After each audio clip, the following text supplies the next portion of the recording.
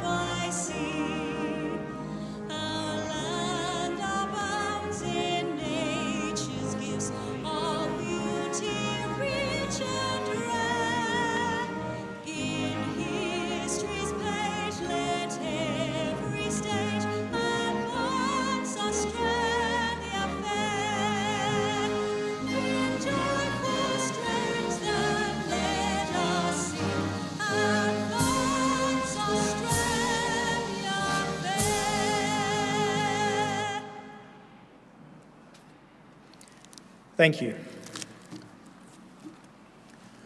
The Australian War Memorial was the vision of Charles Bean, Australia's First World War official historian. Bean landed with the Australian troops on Gallipoli and stayed with them at the front through to the end of the war. The idea of this national memorial and museum came to him at Pozières, France, in the depths of the bloody fighting of 1916. Bean's idea was that this would be a place where families and friends could mourn loved ones buried in faraway lands. It would also be a place that could help all Australians understand what these men and women had endured and what they had done for us. Bean's vision, to which we remain true, is best expressed as inscribed in the entrance to the memorial's galleries. Here is their spirit, in the heart of the land they loved. And here we guard the record which they themselves made. Tonight, we will read the story behind just one of those on the Roll of Honour, which lists the names of more than 102,000 men and women who have given their lives for us in war and on operations for more than a century. But first, we present a lament, Flowers of the Forest. Wreaths or floral tributes will now be laid at the base of the pool of reflection.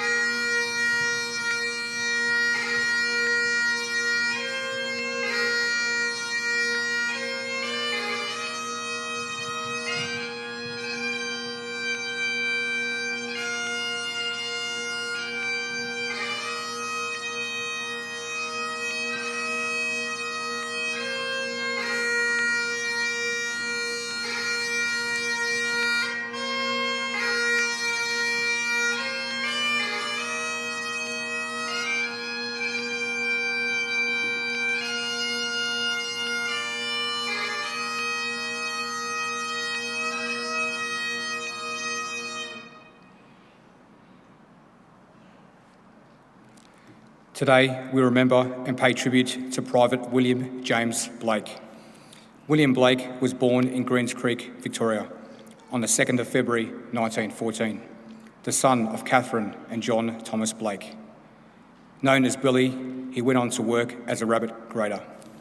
Blake enlisted in the 2nd Imperial Force on the 10th of June 1940 at Royal Park in Melbourne. He was posted to the newly raised 2nd and 21st Battalion and began training at Trawall. In September, the battalion began to move to Bongilla near Wodonga in New South Wales-Victoria border, making the 235-kilometre journey on foot. Training soon resumed and occupied the battalion until March 1941, when it moved to Darwin in the Northern Territory. The battalion had been earmarked to reinforce Dutch troops on the island of Ambon in the event of a Japanese attack.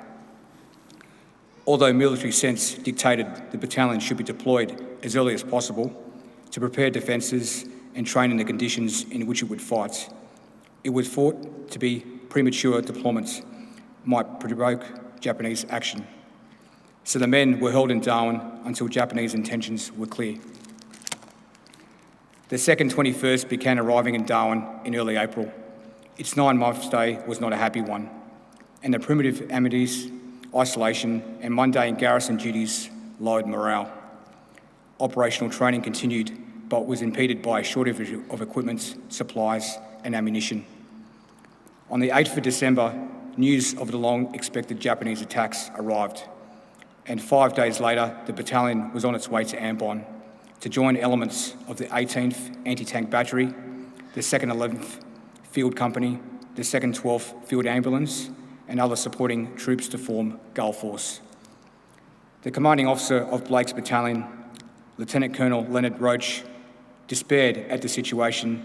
Cooperation with Dutch forces was difficult. Transport, air and artillery support and reserves of rations and ammunition were limited, and the combined Australian-Dutch force, numbering 3,700 troops, was likely to be overwhelmed by a larger Japanese force. After a series of messages urging reinforcements, Roach signalled that the defence of Ambon was untenable. He was removed from commands and replaced by Lieutenant Colonel William Scott. On the eve of the invasion, Scott relocated many of the defensive positions, leaving the battalion even less prepared for the Japanese invasion.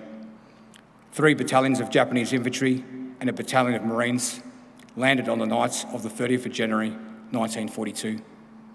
Within 24 hours, the Dutch forces had surrendered, and Roach's dire prediction came to pass. Despite instances of brave, determined resistance, the 2nd 21st could not hold back the Japanese. On the 2nd of February, after surrendering to the Japanese, about 300 defending the airfield at Laha were summarily executed by their captors and buried in mass graves. The fate of these men was not discovered until after the war, while the remaining of Gull Force endured captivity so harsh that nearly 75% of them died before liberation. Private Blake was initially listed as missing on the 2nd of February.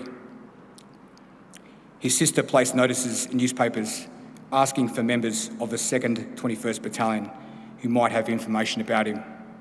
But with no news of his fate, William Blake was listed as missing, believed deceased, then officially presumed dead. He was 28 years old. Today, he is remembered at Ambon Memorial, which commemorates officers and men of Australian forces who have no known grave. His name is listed on the Roll of Honour on my left, among almost 40,000 Australians who died while serving in the Second World War. A photograph of his name is listed on the Ambon Memorial, is displayed today beside the pool of reflection. This is but one of the many stories of service and sacrifice told here at the Australian War Memorial. We now remember Private William James Blake, who gave his life for us, for our freedoms, and in the hope of a better world.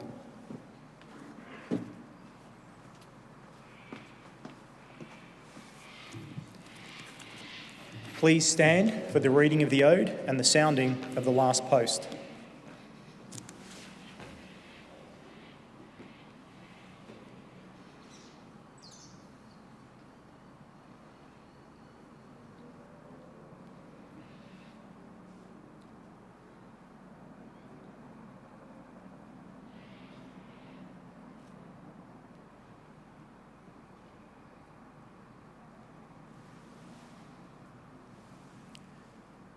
They shall grow not old, as we that are left grow old. Age shall not weary them, nor the years condemn. At the going down in the sun and in the morning, we will remember them. We will remember them.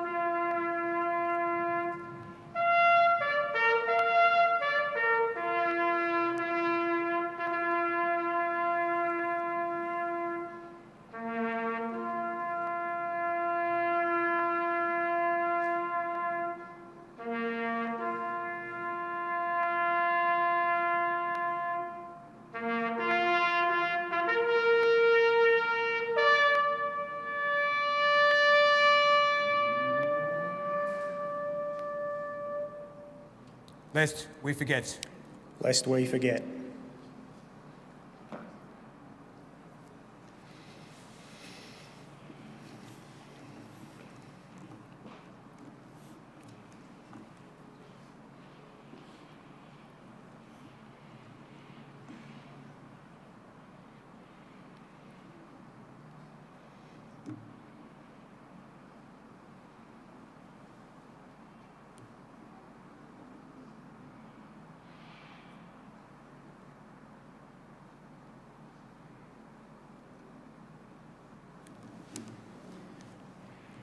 We leave you this evening with the words of the memorial's founder, Charles Bean.